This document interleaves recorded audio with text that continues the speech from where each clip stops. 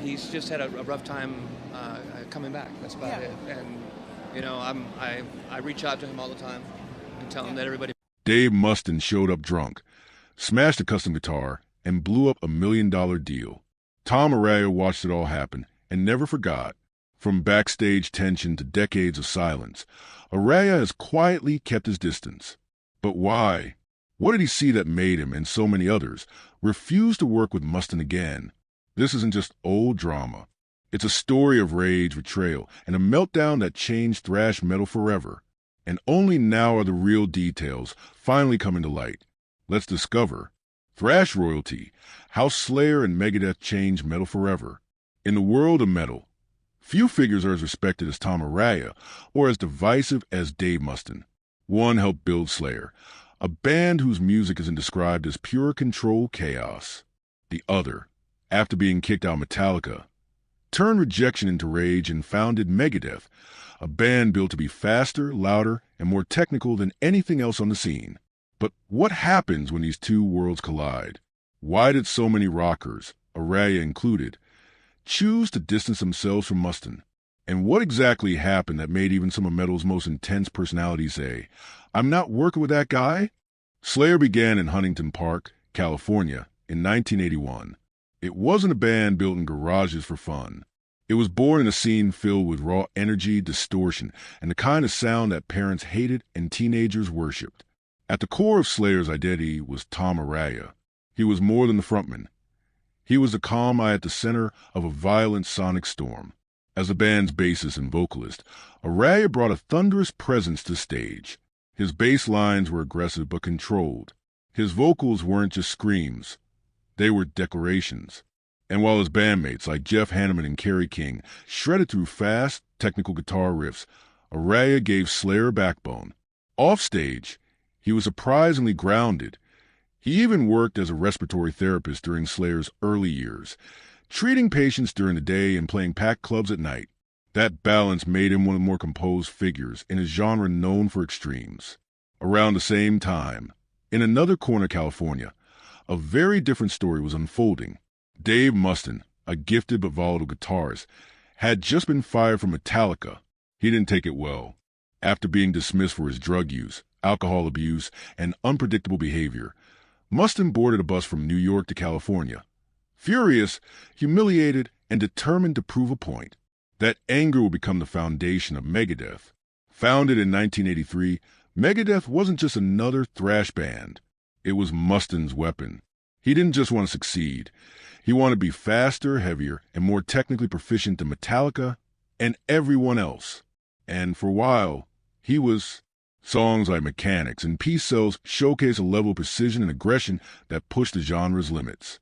Mustaine was an innovator, but he was also unpredictable, and that would become a problem. Thrash metal in the 1980s wasn't just a genre, it was a movement. A brutal, loud, unpolished movement of bands who respected each other, toured together, and competed without tearing each other down.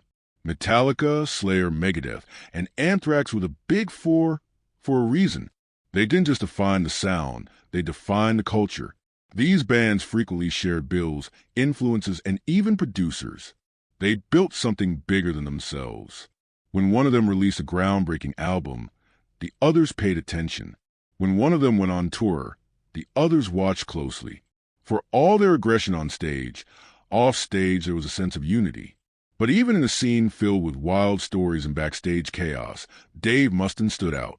His musicianship was never in question. He was one of the most technically gifted guitarists in metal.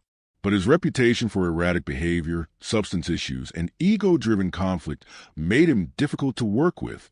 And while some musicians quietly kept their distance, others, like Tom Araya, had no choice but to face him head-on. That's what makes this story different.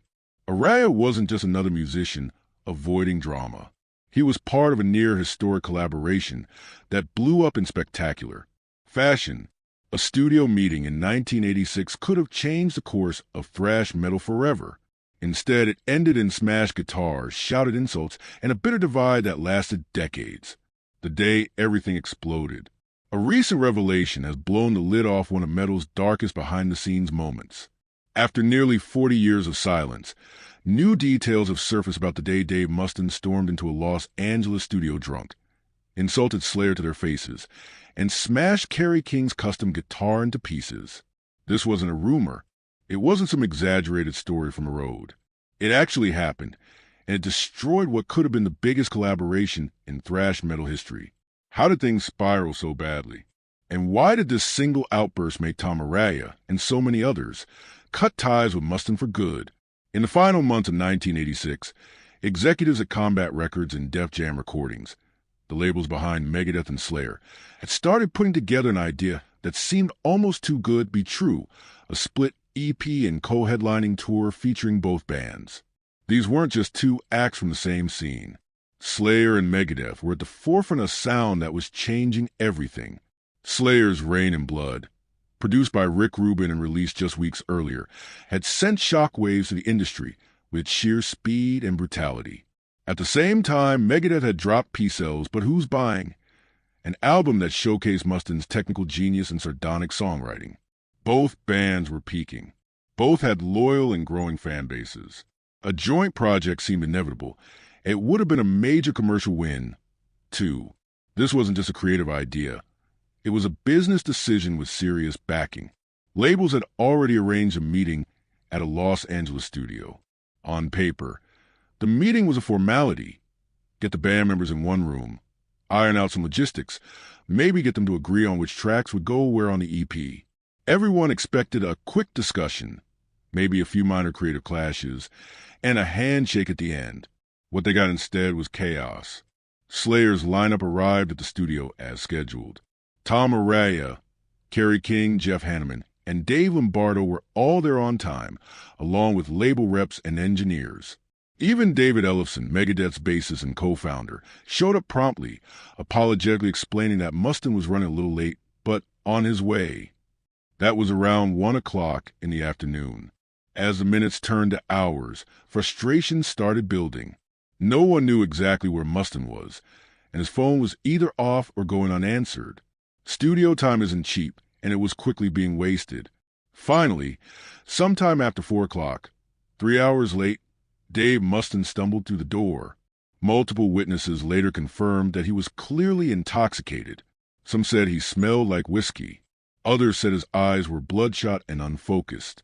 Whatever the case, it didn't take long for the tension in the room to spike. According to those present, Mustaine interrupted conversations, made rambling comments, and without invitation, launched into a critique of Slayer's Rain and Blood. He allegedly mocked the album's production quality and accused Rick Rubin of glossing over Slayer's raw energy. The irony was not lost on the room. Mustaine was criticizing one of the most iconic metal records of all time while barely able to stand up straight. At first, Slayer's members tried to ignore him, but things escalated quickly. Kerry King, never one to hold back, fired back with a cutting comment. Witnesses recall him saying something like, "At least we can play our songs live without screwing them up." That hit a nerve. Mustaine, whose pride in his playing ability bordered on obsessive, snapped. What followed is still debated in terms of the exact sequence, but the main points are clear. Mustaine spotted Kerry King's custom BC Rich Warlock, guitar resting on its stand. This was a regular instrument. It was a custom-built, jagged beast of a guitar that had been modified specifically for King's playing style. It was worth several $1,000s and had become part of his on-stage persona. Without warning, Mustaine grabbed it, shouted something, no one agrees on the exact words, and smashed it against a nearby amplifier. The neck cracked, the body splintered, pieces of the guitar scattered across the studio floor. For a moment, the room fell dead silent. The only sounds were the soft thuds of the broken guitar hitting the floor. And then everything exploded. Kerry King lunged at Mustaine, but Dave Lombardo and Jeff Hanneman stepped in to hold him back. Tom Araya, often the most measured presence in Slayer, got between them and tried to calm the situation. Ellefson stood frozen, clearly mortified. The label reps quickly took control. Within minutes, the meeting was called off, and Mustaine was escorted out. What was supposed to be the launch of a creative partnership turned into a disaster that would echo for decades. The fallout was immediate. The joint EP Canceled. The co-headlining tour? Canceled. Any future collaboration between Slayer and Megadeth was off the table. But it didn't stop there.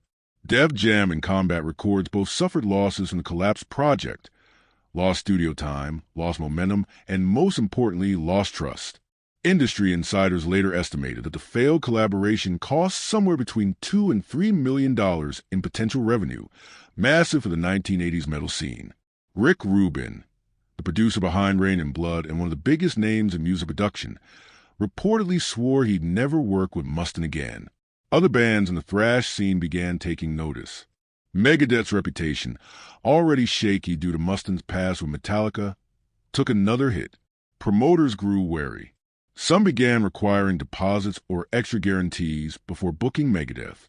Word spread fast. Working with Mustaine meant risking the show, the deal, or your gear.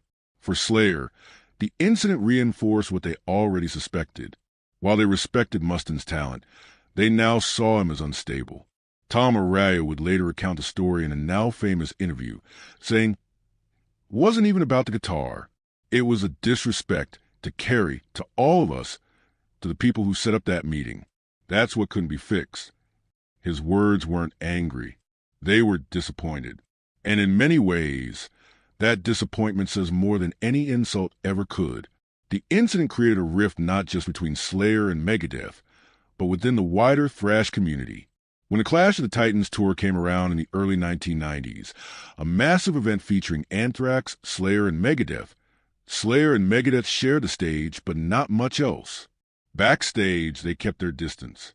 Publicly, they downplayed the friction, but insiders knew the truth. The wounds from 1986 had never fully healed. Even now, nearly 40 years later, the studio confrontation remains one of the most infamous behind-the-scenes blow-ups in heavy metal history. And thanks to recent interviews and resurfaced accounts from people who were there, we're finally getting a clearer picture of what really happened that day, and why Tom Araya, along with so many others, made the decision to never fully trust Dave Mustaine again. Tom Araya's perspective, candid insights. In the world of thrash metal, Tom Araya has always stood apart, not just for his voice or stage presence, but for his quiet, measured control in an environment full of chaos. While his bandmates in Slayer thrashed their instruments with furious intensity and other frontmen of the genre spun in and out of controversy, Araya remained largely above the noise. He rarely courted drama. He wasn't interested in clashing egos or throwing verbal punches in interviews.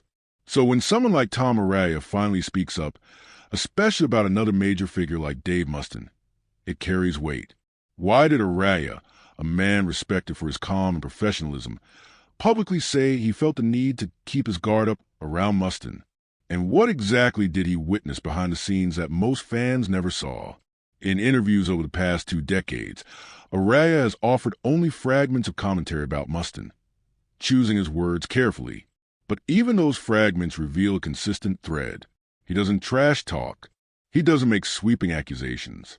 Instead, he points out a pattern. One of his most telling quotes came during a backstage interview at a European festival in the mid-2000s. When asked about his relationship with Mustaine and the possibility of working with him again, Araya replied, with a smile that didn't quite reach his eyes, "He comes across as a nice guy, but I always keep my guard up around him." That line stuck. It wasn't a dramatic outburst. It was something colder, an honest admission of distrust from someone who rarely lets his emotions show in public. And that wasn't an isolated moment. Over the years, Araya has subtly referenced Mustaine's reputation for starting drama, then trying to walk it back once the damage is done. In one instance, he pointed out how Mustaine would often make inflammatory statements in interviews, attacking former bandmates, rival bands, or even collaborators, and then, when the backlash hit, issue vague apologies or claim he'd been misquoted. It's like a cycle, Araya said in a quiet conversation caught on camera in 2010. Say something crazy, stir everything up, then say you didn't mean it, and repeat. Araya wasn't laughing when he said it. There was no mockery in his tone, just fatigue, the kind that builds up over years of seeing the same thing happen again and again. One of the defining moments that shaped Araya's perception of Mustaine came during the 1991 Clash of the Titans tour. On the surface, It was one of the biggest metal events of the decade. The North American leg featured Slayer, Megadeth, Anthrax, and Alice in Chains, all performing to packed venues filled with thousands of die-hard fans. But behind the scenes, the atmosphere was far from harmonious. Multiple people involved in the tour have since confirmed that tensions were high from the very beginning. Mustaine, riding high on Megadeth's commercial momentum after Rust in Peace, reportedly came to the tour with a chip on his shoulder. He had long-standing personal grievances with members of Metallica and Anthrax, and his relationship with Slayer was already damaged by the infamous 1986 studio incident. Even so, everyone involved tried to maintain professionalism for the sake of the fans, the tour, and the business. But it didn't take long for cracks to show. Araya later recounted how interactions with Mustaine during that tour were consistently awkward. At one show, Mustaine reportedly made a backstage comment about Slayer, always sounding the same, and implied they were coasting on image rather than evolving musically. It wasn't a direct confrontation, but word got back to Araya and the rest of Slayer's crew. Rather than escalate, Araya chose not to engage. He avoided Mustaine offstage and kept their interactions to brief, polite exchanges. According to crew members, there were days when Araya and Mustaine didn't speak at all, despite being booked on the same buses, stages, and green rooms. On stage, the bands maintained appearances. But Araya would later reflect that the energy wasn't the same when Megadeth was on the bill. It felt like there was always a shadow, he once said, like there was something unresolved hanging in the air, and we were all pretending not to notice it. For Araya, that wasn't just uncomfortable, it was unsustainable. He wasn't interested in building a fake friendship just to make fans believe the scene was unified. And while he never made any dramatic public breaks, his actions spoke louder than words. Slayer didn't work with Megadeth again for years. But Araya's perspective wasn't just about personal discomfort. It was also about observing how others in the metal community responded to Mustaine. In interviews over the years, Araya has hinted at conversations with other bands that quietly turned down opportunities to tour or collaborate with Megadeth, not because of the music, but because of the instability they associated with Mustaine. People notice things, he said.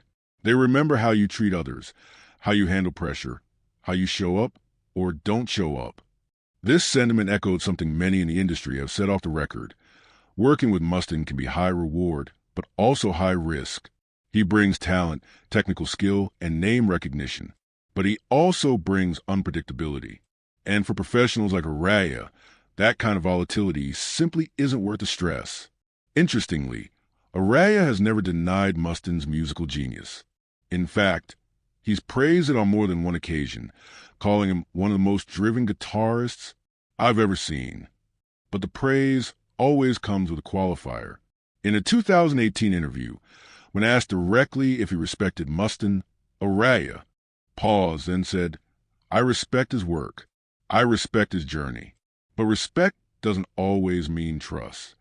That distinction matters. It shows that Araya can separate art from artist. But that doesn't mean he wants to work with someone who makes the process harder than it needs to be." Even decades after the height of the professional overlap, Araya's stance remains consistent. In private moments, he's reportedly told friends and collaborators that he harbors no ill will toward Mustaine, but that he's not someone I go out of my way to see. That's a polite way of saying the relationship, whatever it once was or could have been, is done, not in anger, but in quiet finality. Why does this matter now? Because as more and more fans revisit the history of thrash metal and try to understand dynamics between its founding figures, Araya's perspective offers a rare glimpse into behind-the-scenes reality. He's not the loudest voice. He's not writing memoirs filled with rage or going on rants in interviews. But his words, when they come, reveal a lot.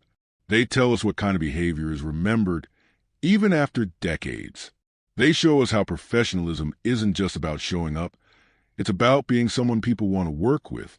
And maybe most importantly, Araya reminds us that in a genre known for chaos, sometimes the most powerful statement is to quietly walk away from the noise. Thanks for watching. If you enjoyed this, don't forget to like, comment, and subscribe. Click the next video for more exciting content.